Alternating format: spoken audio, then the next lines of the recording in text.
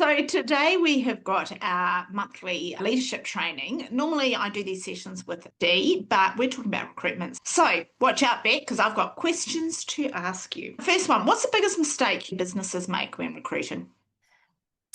I think, and look, to be honest, I think we've done it recently ourselves, is panic recruiting. Is that knee jerk, oh my gosh, we need someone and we need someone quickly and we need them right now.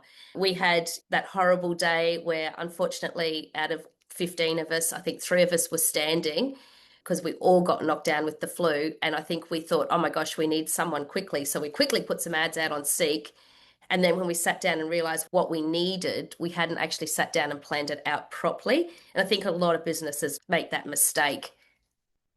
So in that, what you're saying is taking the time before you go to market to really identify what the position is that you're looking for. And that could be skill level, location, Yeah. salary, part-time, full-time, etc. So really work out what, and maybe also not what have we always done, but what do we need in the future? Yes, I think that's a really good one.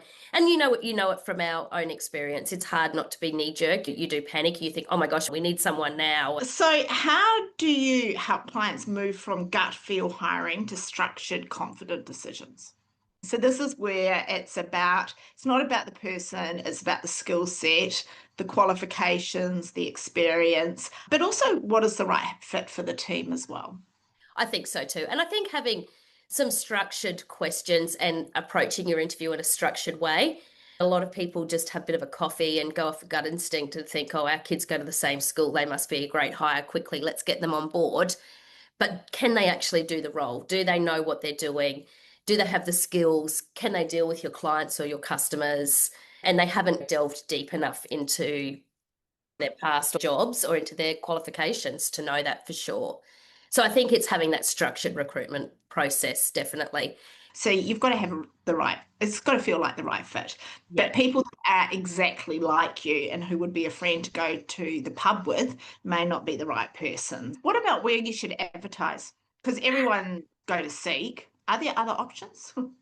Yes, there are. Indeed's gone to a real pay-per-click model and LinkedIn is a pay-per-click model. So the cost can really run away with you. I think that's why people like Seek because, it might be $400, but it's $400 you're paying. It doesn't matter if 300 people click on your ad or if 3,000 people click on your ad. And you've got to remember it's pay-per-clicks might be really good if you're advertising your services on Google, but it's not so good for a job ad because there's a lot of curious people out there that will just click on it and you're literally paying. Facebook, the jobs in pages are excellent. That's you do tend to get a bit of a interest from that. And it's having that employer brand before. Post it on your channels. If you're looking for someone, you post it out there. Your followers, they're already following you, they're already committed to you, they know your brand. So definitely post it to your own channels. Yeah, I think that making sure that you have the jobs on your website is important. I think that if you do newsletters or your community Yep, page with your definitely. clients, that could be another good source for getting the job ad out there and network. Like a lot of it is referral or people getting told that there is a job available. So you just need to start the chatter. They're looking at hiring. It's really hard to cut through. Think about where your ideal candidates would be hanging out. You know what? And then think about how you can then target any social media campaigns or newsletters or publications and things like that There's to try. School Zine, which does a lot of the newsletters for schools. You can advertise on there too. It's a good place to advertise jobs. Everyone reads the school newsletter. Okay, next question I've got is what are some of the things that people do wrong when with the interviewing process? I think we touched on that earlier, just not having a consistent interview process and not being organised. I really like doing a phone screen. So I Yeah. think that's really important as a pre-interview. What you can do is ring up, just checking in, you've applied for the role and ask them what their salary or their wage expectations are. That's really important. If they're expecting way more than you're wanting to offer, there's no point in going down where the location Yeah. is. They have to move or they have to travel if they have to have their own transport and just get a bit of a feeling for the person. That can really cut down your size when you're going into an interview Yeah. process.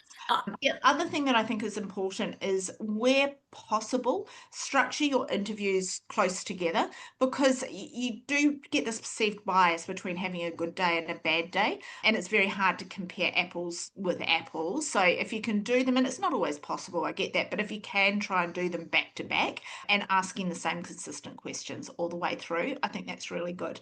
The other thing that I was part of a recruitment panel recently, and I thought it worked really well, is that we had the questions that we asked the person. We then asked them to go outside for 10, 15 minutes and think about how, if there's anything else that they wish they'd said or they'd like to have come across better, and how they'd interviewed, asked the questions.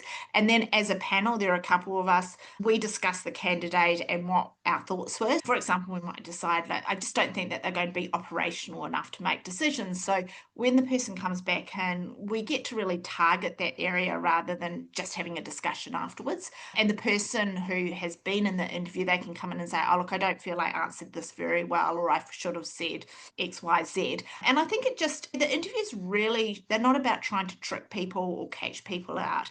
It's really about trying to get a good representation and allow people to perform to their best. And I think that process was super helpful in taking away some of the commentary afterwards that I think they did, or we were able to get a little bit more information and detail to support maybe some of those conceptions we had in the interview.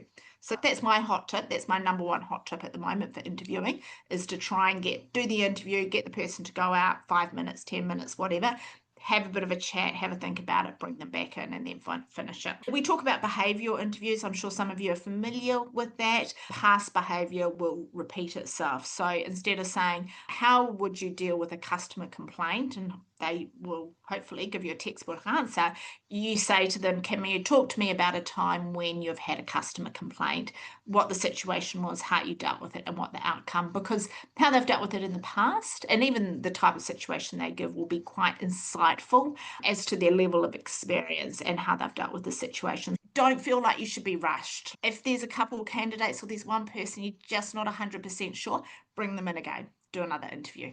What are your thoughts on psychometric testing? Oh, look, that's a really good question. Again, I think the psychometric testing is really helpful if you're wanting to confirm some of the traits that you think that you've made the assumption from the resume and from the interview. If you picked up in the interview that they weren't good under pressure, and the psychometric testing picked up they weren't good under pressure, they're probably not going to be good under pressure for you, if that's a really important thing. We use CV check, which also does national police checks, because I think that's something that people make recruitment mistakes in as well. They put people in finance roles, and we've seen it happen not just once, and they haven't done a police check on them. So I highly recommend a platform like CV check and doing those kind of checks on someone before they start as well. Other tips, I have one more tip that I'd like to share, and it's to do with social media advertising and Canva advertising. If you're doing something on Canva and you're posting it to social media and it's a really pretty picture, don't put too much detail in the ad.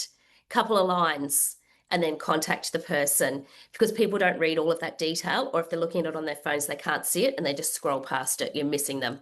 Position vacant, Boilermaker. Contact XYZ. It's all you need to have on there.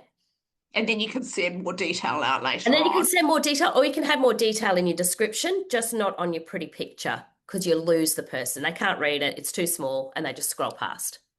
That's a big one for that sort of level of advertising. And I think advertising depends on the level of role you're looking for as well. Yeah, I agree. And then just to finish off, obviously, once you've got the candidate and they've been successful into the role, that induction and giving them feedback through that qualifying period is super, super important. And that might be something that we could talk about in the next session. Yeah. I hope that the session was helpful. And as one of our ongoing clients, if you ever do have a question around recruitment, or you're not sure, or you want some help, or you want us to check the questions, interview questions that you're going to be asking when you're going into the interviews, don't be strangers. Make sure you drop us a line. We always love hearing from you.